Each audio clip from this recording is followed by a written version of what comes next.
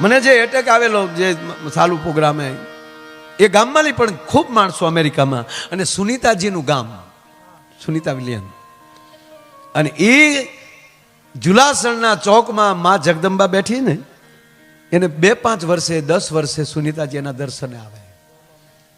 અને હવે સાંભળજો, મારે એક વાત કરવી છે એની યાદ ઓચિત આવ્યું કે આ તમારી કુળદેવીમાં તાકાત શું છે. સુનીતાજી આ વખતે છેલ્લે ગયા તો મહિનાનો જ એનો પ્રવાસ હતો. આકાશ યાત્રા મહિના કે 20 દિવસની હતી. પણ આપ જાણીએ છીએ કે યાન ખોવાઈ ગયો આકાશમાં, કનેક્શન ને કોન્ટેક્ટ તૂટી ગયા. 9.5 મહિના શૂન્યમાં ફેર્યા કર્યા લોકો દાદા, અને 9.5 મહિને પરત પાછા જ્યારે માતાજીની દયાથી પરત આવ્યા તો એ લોકો જેટલા હતા એમાં સુનીતાજી એક જ આપણા ભારતીય, બાકી તો બધા ફોરેન બહારના હતા. અને એને મહિનો ટ્રીટમેન્ટ આપી ત્યારે એના અંગો માઇન્ડ સીધા થયા, અને જ્યારે સ્વચ્છ થયા ત્યારે એને પૂછવામાં આવ્યું, સાંભળજો બાપ, આ દેશની જગદંબા શું કરી શકે, તમારી માં ઉમા શું કરી શકે?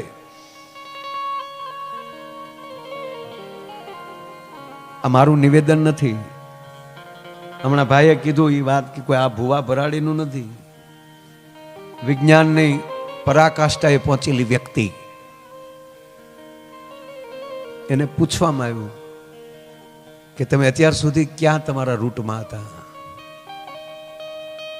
આમ કેમ થયું? દાદા ગૌરવ લે આ દેશનું સનાતન. હવે સુનીતાજી કહે છે, સાંભળો કે અમારું આકાશી ઉલ્કાઓએ અમારા યાનનું અપહરણ કર્યું,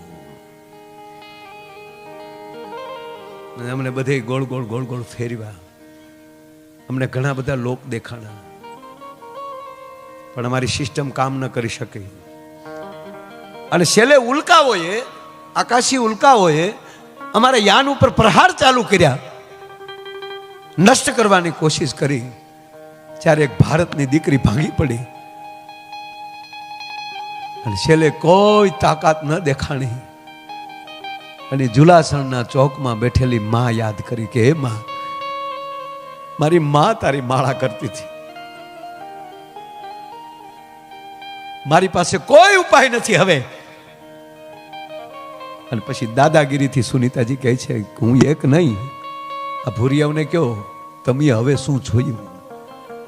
દાદા ઠેઠ સુધી માનું પ્રત્યેક યાનની અંદર દેખાણું, અને દેવદૂતોએ આકાશી યાન ને તોડ્યા, ઉલ્કાઓ તોડી એને, અને જ્યાં સુધી પૃથ્વીના પેચમાં એનું યાન ન પહોંચ્યું ત્યાં સુધી માની પ્રતિમા એના યાનમાં એને દેખાણી. સાહેબ આ રેકોર્ડિંગ થાય છે, અને એક વિજ્ઞાનની પરાકાષ્ઠાએ પહોંચેલી વ્યક્તિ બાબત બોલું છું, અને આવું નિવેદન આપવામાં ખોટું હોય તો મારે શું થાય એ આપ જાણો છો. આવું કોઈ નાની હુની હસ્તીનું નથી દઈ દેતો. એક આકાશ યાત્રી એ એમ કે છેલ્લે તો આ થાય. અને હમણાં ભાઈએ જે વાત કરી ને દાદા, કૃષ્ણ શું કરી શકે? અર્જુન, તારે કાલે મચ્છવેદ કરવાનો છે. આ તું દાદા મારે તમારા શરણે વાત મૂકવી છે. આજ્ઞાતવાસમાં છે, છેલ્લો દિવસ છે. રાત્રિના ભગવાન કૃષ્ણ જીવન કૃષ્ણ છે બાપુ. કૃષ્ણ જેવો કોઈ દેવ કેમ? બધા દેવ, પણ કૃષ્ણએ તો હદ કરી નાખી છેલ્લા અવતારે. વિશ્વની તમામ પીડા લબોલબથી પીડા ભરેલા, આમથી આમ નથી, બધું જાણવા છતાં બધું કરવાનું. અને આ કૃષ્ણની એક જ ફિલ્મ એવી છે દાદા, વિલનને પેલા મારી નાખે ને પછી ફિલ્મ ચાલુ થાય. 11 વર્ષની ઉંમરે તો વિલનનો ગોબો ઉપાડી લે, પછી જે ફિલ્મ ચાલુ કરવી. એકમાત્ર પાત્ર ભજવું હોય તો કૃષ્ણ એના વાહક છે. અમારા બાપના ગુણ ગાવ છો તમે, જગતના તાતના ગુણ ગાવ છો તમે. એટલું નહીં, કૃષ્ણ રાજી બહુ થાય કે બધા ઓળખે જ છે, પણ એ દાદા તું મારો પરિચય લઈને નીકળ્યો છો. એ ભગવાન કૃષ્ણ અર્જુનને કહે છે, ધનંજય સાંભળ, દાદા એ ગમે ને ભગવાન કૃષ્ણ બોલ્યા છે, ચડે ચોક બોલ્યા છે, એક પણ ગુપ્ત મીટિંગ નથી એની. ડોક્ટર જ્યારે બોલ્યા કૃષ્ણ ત્યારે ચડે ચોક. પણ બે જગ્યાએ, એકવાર અર્જુન સાથે અને એકવાર કર્ણ સાથે, બે કુંતીના દીકરા હાટવો કે કરણ. પણ કરણ એ કરણ છે, એની ક્ષણિક છે જ. આપના શરણોમાં મૂકો, મારી વાણી પવિત્ર થાય. કારણ કે જ્યાંથી હિમાલયમાંથી ગંગા નીકળી હોય, એ જ પાછી ગંગામાં ડૂબકી મારીએ ને તો અમે પવિત્ર થઈએ. અને ભાગવતના મંડપમાં એટલો પ્રવેશ ન કરીએ તો અમે નગુણા કહેવાય. એટલે આપના ચરણોમાં ગૌમુખ આગળ બીજું તો શું કરવાનું હોય. હરિકથા જગ પાવની ગંગા,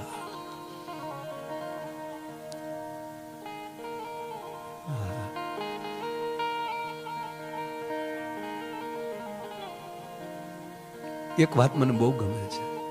કરણ કહે છે, નારાયણ આપે કીધું તારા મુખમાં યજ્ઞ કુંડ છે, આમાંથી અસત્ય નીકળે જ નહીં. પણ માની લ્યો કે હું આવી જાઉં, હું હસ્તિનાપુરનો રાજા થઈ જાઉં, અર્જુન મારો સેનાપતિ બને, ધર્મ મારા સલાહકાર બને,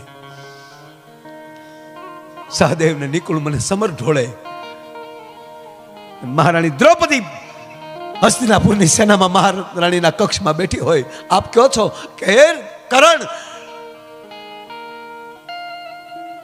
આ જગતમાં આવી રૂપાળી એક પણ પછી રાજસભા ન બની શકે. આવું કૃષ્ણ બોલ્યા છે કે કરણ કલ્પના તો કર, આવી જગતની કઈ આવી રાજ્યસભા બને.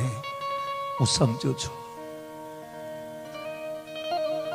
પણ હું દુર્યોધનના ઋણમાં છું.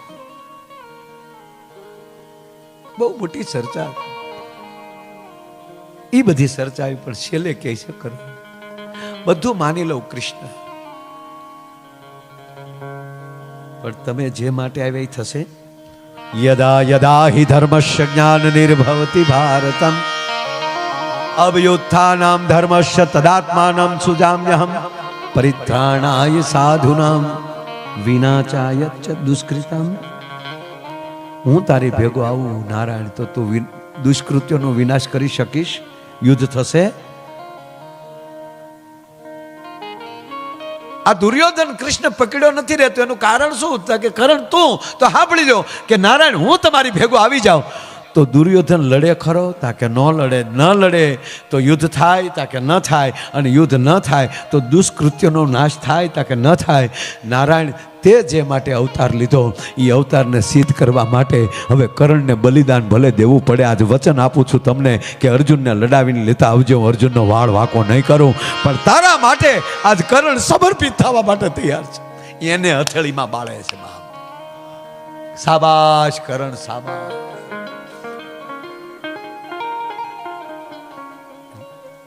આજ અર્જુનને કહે છે, ગ્રંથોની આવી ચર્ચાઓ છે ને, ઘરે બેઠા બેઠા હું તો આ બધાને પગે લાગીને કહું, આવા મહાપુરુષ આ બીજ રોપીને વયા જાય ને. ગઈકાલે બીજ ગઈ, પોષી બીજ, પોષ મહિનાની બીજ રોપાણું તમારા ગામમાં. ઘરે ઘરે ભાગવત રાખજો, રામાયણ રાખજો, અને એક રજા એવી રાખજો મહિનાની કે આખો પરિવાર બેઠો હોય અને એક બેઠા બેઠા ભલે 1 કલાક ભાગવત વાંચે, અથવા 1 કલાક રામચરિત્ર માનસ વાંચે, કા 1 કલાક ગીતા વાંચે. અરે ખાલી રામાયણનો ભરત મિલાપનો પ્રસંગ આ પરિવાર ભેગો બેસીને વાંચી લઈને 1.5 કલાક થાય. કેવલ રામાયણનો ભરત મિલાપનો પ્રસંગ પરિવાર ભેગો બેસી અને વાંચી લે. આ માયો આયર વિશ્વાસથી કહે કે એ બિઝનેસ માટે ભાવનગર, અમદાવાદ, મુંબઈ, અમેરિકા રહી શકે, ભાઈએ ભાઈઓ અલગ રહી શકે, હૃદયથી કોઈ દી ન રહી શકે. બહુ મને પ્રસંગ બહુ ગમે છે. ભરત મિલાપ ભગવાન રામ અને લક્ષ્મણજી અને માં જાનકી બેઠા છે, થોડાક ઋષિઓ બેઠા છે, ધાર્મિક ચર્ચા થઈ રહી છે. અને એમાં ભીલના સંતાનો દોડતા દોડતા આવે છે અને કહે છે, આ ભરત મિલાપ અડધી મિનિટમાં લેવો છે મારે, આમ નીકળ્યું એટલે દાદાના ચરણોમાં મૂકું.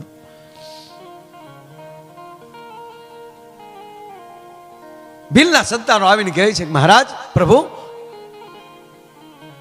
અયોધ્યાથી સેના આવે છે ભરત અને શત્રુઘ્ન લઈને.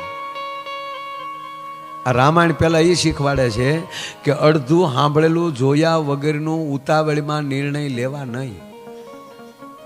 હવે જોઈ લેવા છે ને ભલે વી આવતા ને.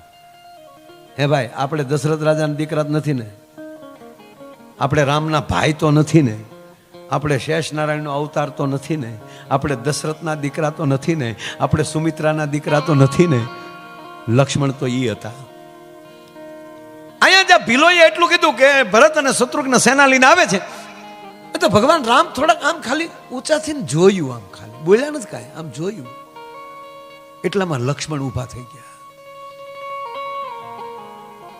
સ્વામી, મને માફ કરજો, આપની આજ્ઞા વગર બોલું છું.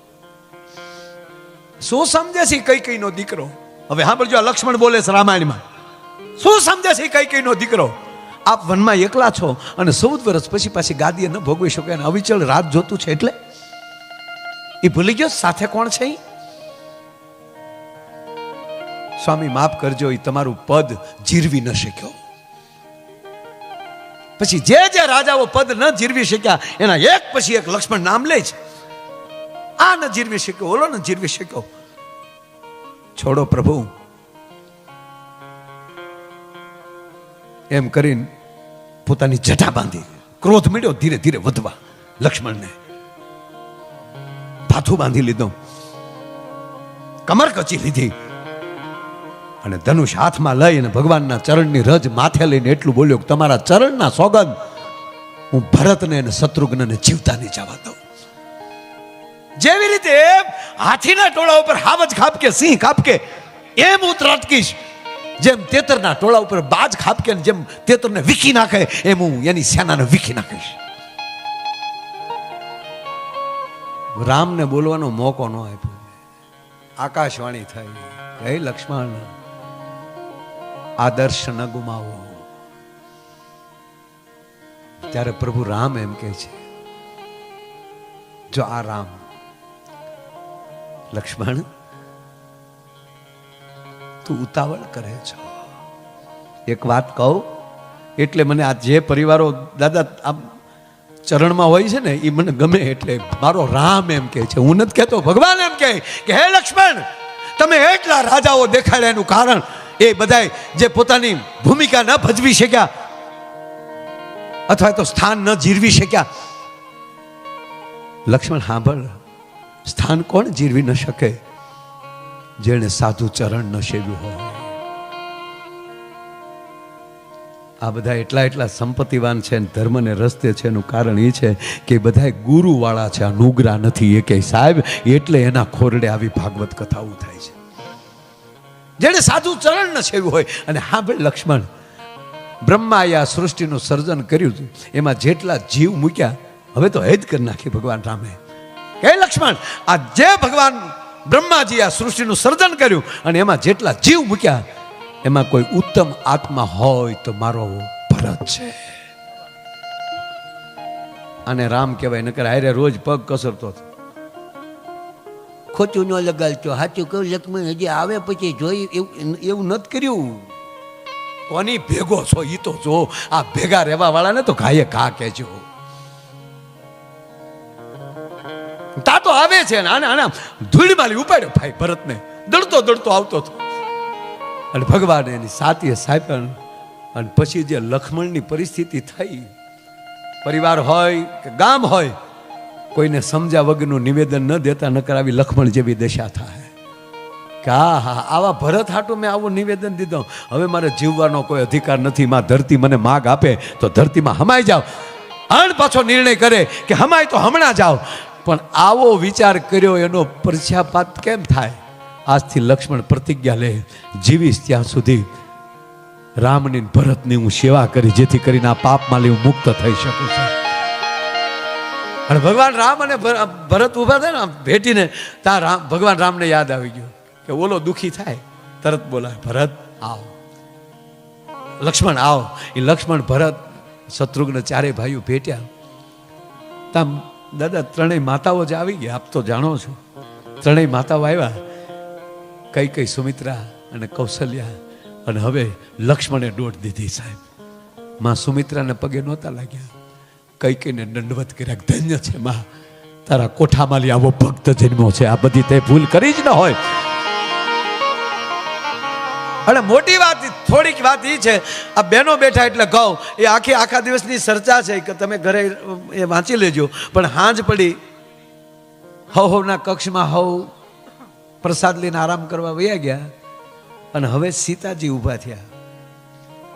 હવે સાંભળો કે આપણે હાહુએ આપણને એક પણ રૂપિયો દીધા વગર કાઢી મૂક્યા પહેરે કપડે. બે માણસને નીકળો, સટકો, ધોકો, હાલો. અને પછી આપણે તળાવને પાળે ત્યાં ઝૂંપડું કરીને રહેતા હોય, તરબૂચના વાડા કરીને. તરબૂચ આવી જાય 400 રૂપિયા કિલો. અમુક વસ્તુ દાદા આપણે ફેરી આવે ને, તો આપણે ફેરી આવે ને, ફેરી આપણે શેરી સોસાયટીમાં, તો આપણે કઈ ન સમજીએ, બાયું સમજી જાય કોણ ફેરી આવ્યો, તાવડી વાળો આવ્યો, બકાલા વાળો આવ્યો, આપણે ન ખબર હોય. ચિઠ્ઠી આવી હે,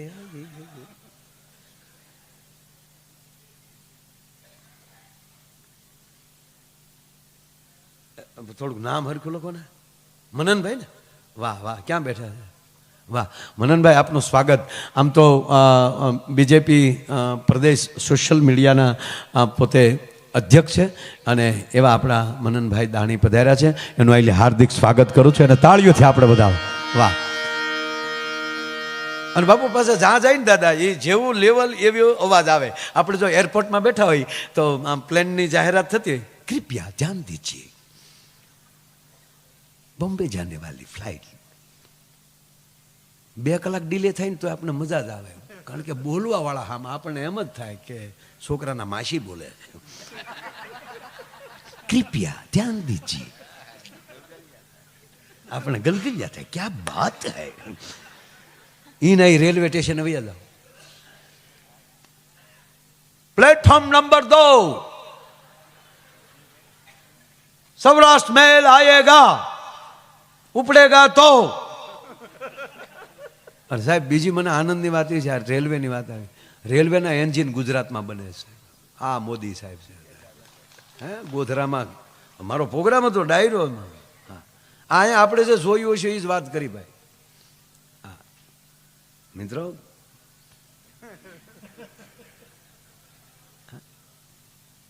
એટલે રેલવે સ્ટેશને જ આવતા એવું સંભળાય. ઈના આપણે એસટી ડેપો એવી આવી. ગીતા મંદિર ગોધરા પ્લેટફોર્મ નંબર 2 ઉપર આવશે. ડ્રાઈવર ભૂપતભાઈ જ્યાં હોય ન્યાલી કેન્ટીન માલી પોતે પોતાની બસ ઉપર જાય, ગાવું ઊભી કરે.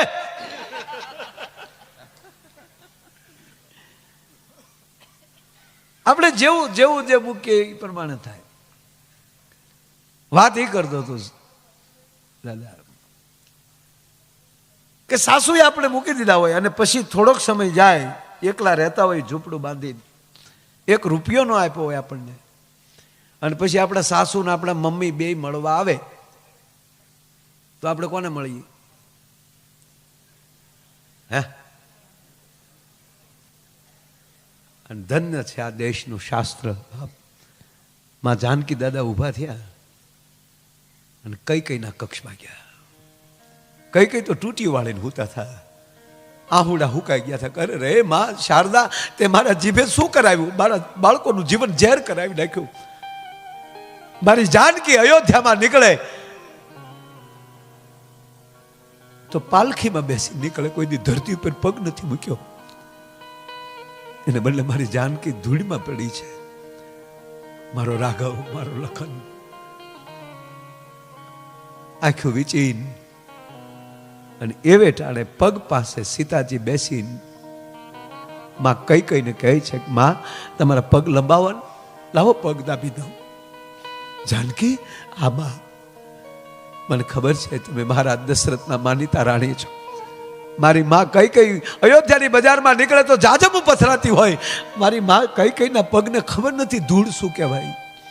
એને બદલે ઠેઠ તમે અયોધ્યાથી આવ્યા, લાવો તમારા પગ દબાવી દઉં. અને કઈ કઈ ભેટી ગયા ભાઈ. જાનકી મને માફ કરજો બેટા. તેથી આ દેશની જગદંબા જાનકી એટલું બોલ્યા હતા કઈ કઈના પગ પકડી, કહે માં કઈ કઈ તમારા પ્રત્યે જો મને ઊંડે ઊંડે દુર્ભાવ હોય તો મને મારા સુહાગના સોગંદ છે. માં તું અફસોસ ન કરતી, જરાય ખોટું ન લગાડ. એક વાત કહું માં કઈ કઈ, આ બધી લીલા મારા પ્રભુ રામની છે. અને માં હું તમે એટલા ભાગશાળી છીએ કે આ રામની લીલાના એક એક પાત્ર બનવાનો આપણને અવસર મળ્યો. આ સૂર્ય ચંદ્રના તેજ રહેશે ને માં, ત્યાં સુધી આ પાત્રોની વાતો થશે. એમ કરીને માં કૌશલ્યાના કક્ષમાં જાય. કૌશલ્યા ભેટે છે, આવો જાનકી બેટા. બરાબર બરાબર. હા માં એક વાત કહું બેટા, તારા બા બાપુજી આવ્યા. હવે આ વાત છે માં સુનૈનાજી અને મહારાજ જનક આવેલા છે. જનક દુલારીને કહે છે, એની સાસુ એમ કહે છે બેટા તારા બા બાપુજી આવ્યા. એટલે તું મળી ના, જાઓ જાઓ મારો દીકરો, જા મળી લે બેટા. પાછળથી અવાજ આવે છે, માં અવધના મહારાણીને ઘણે ખમા. પધારો મહારાજ જનક, હું તમારી ત્યાં મોકલતી મેં કીધું જો જાનકીને કે જાઓ બેટા બાપુજીને મળી લ્યો. ત્યાં આવે છે મારી દીકરી, લો બેસો બેટા હું જાઉં. ના, મહારાજ જનક બોલે છે માં એક વાત કહું, જેના પરિવારની આવી પરિસ્થિતિ હોય ને ત્યારે દીકરીના માવતરે દીકરીને એકાંતમાં મળવાનો કોઈ અધિકાર નથી. અમારો સુનૈનાજીને ભેટી ગયા કૌશલ્યાજી. મહારાણી અમને માફ કરજો, અમે તમારી દીકરીને હાચવી ન શક્યા. તમે જાનકીને લાડપણથી ઉછેરીને મોટી કરી, પણ અમે એને હાચવી ન શક્યા, અમને માફ કરજો. અને મહારાજ જનક કહે છે મહારાણી અમને માફ કરજો. તમને કેમ? આજ મારી જાનકીને જોઈ છે ત્યારે એવું લાગે છે કે અમારા કરિયાવરમાં કાંઈક ખામી રહી ગઈ. અરે હોય મહારાજ, અમારા 4 દીકરા, તમારી 4 દીકરીઓ પરણીને અયોધ્યા આવ્યા, તમે જનકપુર ખાલી કરી નાખ્યું અને અયોધ્યાની જનતાએ વખાણ કર્યા હતા. શું મહારાજ જનકે કરિયાવર કર્યો? કોણે કીધું ખામી? બા માફ કરજો, હું કહું છું થોડોક કરિયાવરમાં ખામી લાગે છે. શેની મહારાજ? મેં મારી દીકરીના શરીર ઉપર વલ્કન જોયા ને, આ મને અગાઉ ખબર હોત ને તો કરિયાવરમાં એ વલ્કન આપત, જેથી કરીને વલ્કને અયોધ્યાના ન પહેરવા પડતી, જનકપુરના પહેરત. સાહેબ એની વાતું રહે, એને યાદ કરે. બાકી તો 2 દીકરીઓ હમણાં કોલેજમાં લઈ દાદા બહાર નીકળી ને 2 વાતું કરતી જાતી. લાસ્ટ યરમાં હશે કોલેજના. 2 બહેનો વાતો કરતી જાય કે એકચ્યુઅલી તે રામાયણ વાંચી, એ કે મેં 2 વાર વાંચી. મારે શું છે ગ્રેજ્યુએશન પૂરું થાય ને પછી મારે એકચ્યુઅલી PhD કરવું છે. એટલે બોલે કે મેં 2 વાર વાંચ્યું. તને કઈ સમજાણું? એ કે મને સમજાવવાનું તો થયું પણ જામ્યું નહીં. બોલ તને કેવું લાગ્યું? જામ્યું નહીં. સીતાજી અભણ હશે બોલ, નકર રામને વન હતો તો પછી સાથે શું કામ દોડ્યું જવું જોવે? જનક જેવો બાપ હતો, દશરથ જેવો સસરો હતો, બેઠા બેઠા ટેચડા ન કરીએ કરે. ખોટે ખોટે ગયા ને હરણ થયા ને કેટલો ડખો થયો લેવા દેવા. એવું હોય ત્યારે પતિને એકલા જ જવા દેવાય, ખોટા હેરાન કરાય જ નહીં. બોલ હું આવ તો જવ જ નહીં. લે તું ક્યાં જનકનું સોરું છો? અને તારે હાટું સ્વયંવર થોડો કરવાનો હોય, તારું તો ધ્યાન રાખવાનું હોય. અમારે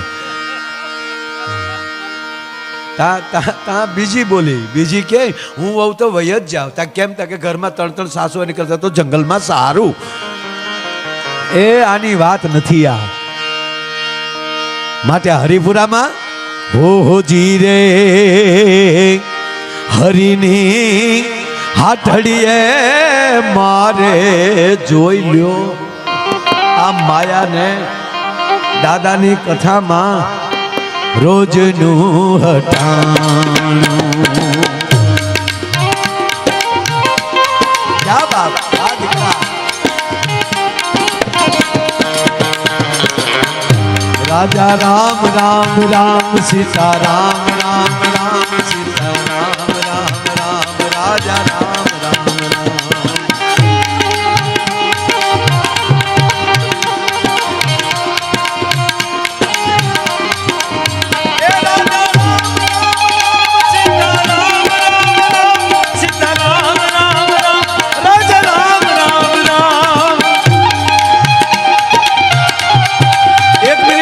એક મિનિટ બધા તાળી.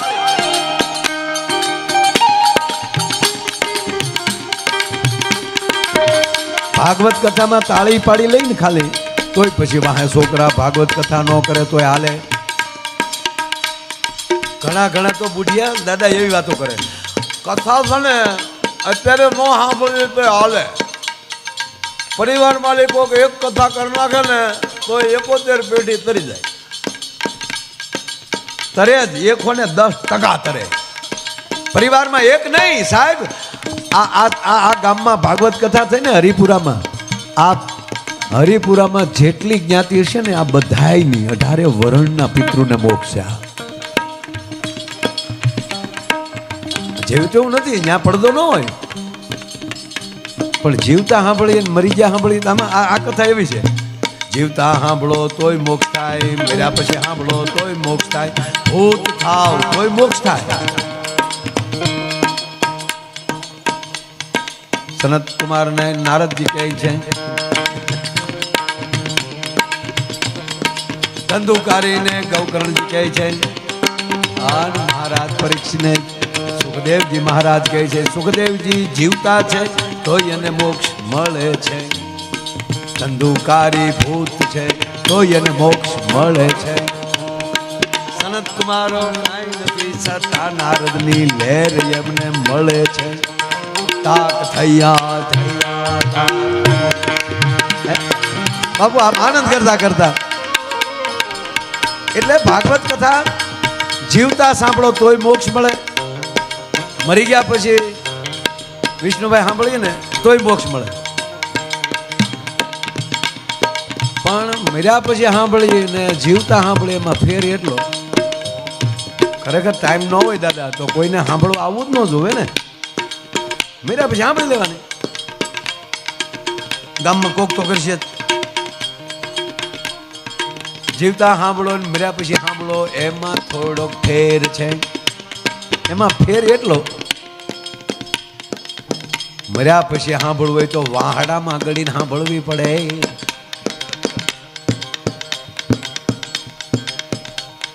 ઘણી ભાઈ વાતો કરે, અમે ભાગવત કર્યો તે સોથે દીતો વાહડાની ગાંઠ્યું ફાટી ગઈ. ફાટી જાય ને હાઈમાં ન હોય ડોહા. કોણીએ આવ્યા બેહવા. મરીને સાંભળી તો વાહડામાં બેહવું પડે, અને આ જીવતા સાંભળીએ તો આવા સોફા, આવા માયક, આવા દાદા અને આવા યજમાન મળે. કથા પૂરી થાય થતો એ તમને કોઈ પાછો પ્રસાદ જમવા પધારો નંદલાલ રે મારા પ્રેમની થાળી.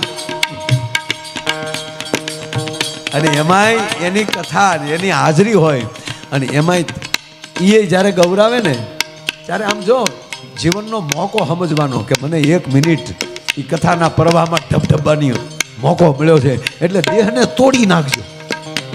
અરે બેનો તો આમ એવા ગાયન મને ગમે. એટલે 1 જ મિનિટ, એકેયની અડધી મિનિટ. રાજા રામ રામ રામ સીતા રામ રામ રામ સીતા રામ રામ રામ રાજા રામ રામ રામ.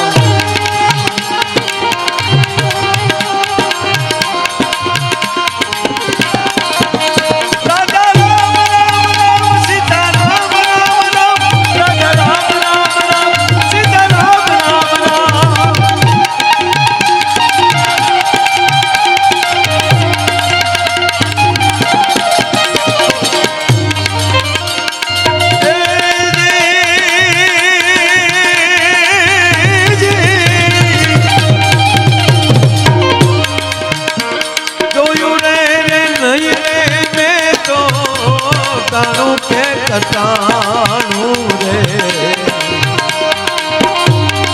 ગોવિંદ બોલો હરિ ગોપાલ બોલો રાધા રમણ હરિ ગોવિંદ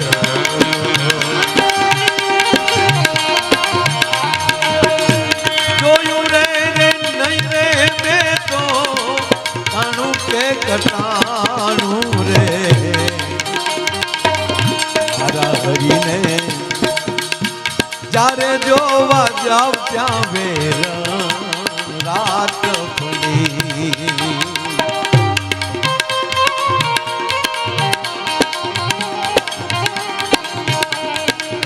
જેના રે દર્શનથી મારી આંખડી ઠરી બાયું મારા હરીને જ્યારે જોવા જાવ ત્યાં વેર રાત પડી મારા હરી એ હાથ કડીએ મારે રોજનું હટાણું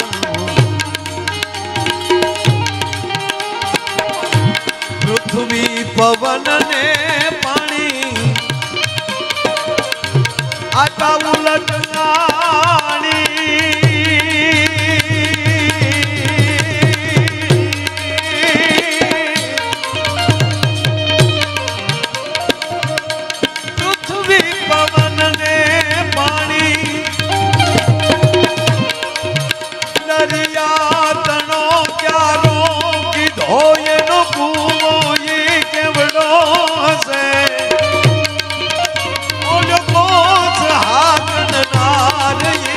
ખેડૂત ભોગ્યા છે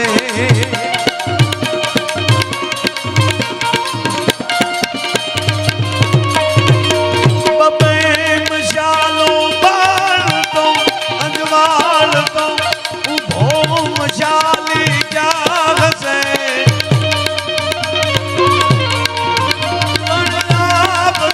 જો વાદળી દિલ જંખના ખટકી રહી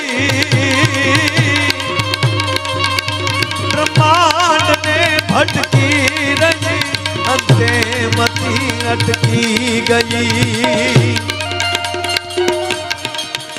બહુ કવિ કાગની આ કવિતા અને પિંગલસિંહ બાપુની બે કવિતા મેં ભેગી કરી દરિયા તણનો ક્યાં રોગ પીધો એનો કૂવો ઈ કેવડો હશે જેટલું બ્રહ્માંડ બહાર છે એટલું જ આમાં છે જેમ ઈશ્વરને આખા બ્રહ્માંડની ખબર છે એમ આ ડોક્ટરને આખા શરીરની ખબર છે જેટલા ટકા પૃથ્વીમાંથી પાણી છે એટલા જ ટકા બાબુ આ મારી થોડીક હોસ્પિટલ ને તો હું ક્યારેક એવા આમ મને વિચાર આવે ને મને વિચાર આવે ક્યારેક અમને બહુ વિચાર ન આવે આમ બધું કરી લઈ પછી વિચાર આવે કે હા ન કરાયા પણ હમણાં વિચાર આવે 24 અવતાર આપણે મચ્છરા કશ્યપ તો ડૉક્ટર સાહેબ કોઈ આપણે ગાયનિક હોય ને સર્જન સારા અને હવે તો પહેલે બીજે મહિનેથી જ ટ્રીટમેન્ટ ચાલુ કરતા હોય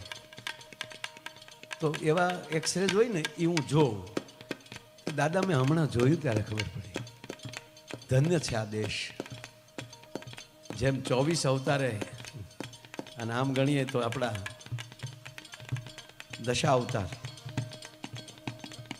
અને છેલ્લે કૃષ્ણ મળી ગયા કાનુડો એમ 10 અવતાર પૂરા થાય ત્યારે કાનુડો મળે એમ આમાંય જોઈએ ને આપણે તો પહેલું જ્યારે એનું એક્સરે જોઈએ ને બાળકના બીજનું ત્યારે માછલી જેવું લાગે મચ્છ અવતાર પછી ધીરે ધીરે ગાંઠ બને અને હાથ પગ અને મોઢું નીકળે કશ્યપ અવતાર લાગે બાબુ એક વાર હું રોઈ પીડ્યો જોતો કે માના કોઠામાં 10 અવતાર પૂરા થાય છે ને ત્યારે કાનુડો થઈને બાળક બહાર આવે છે સાહેબ હા આ જેવી બધી વાત એટલે આંખ જેટલું બહાર જોવે છે એટલું જ અંદર જોવે છે નહીંતર તો સપના કોણ જોવે આંખ તો બંધ છે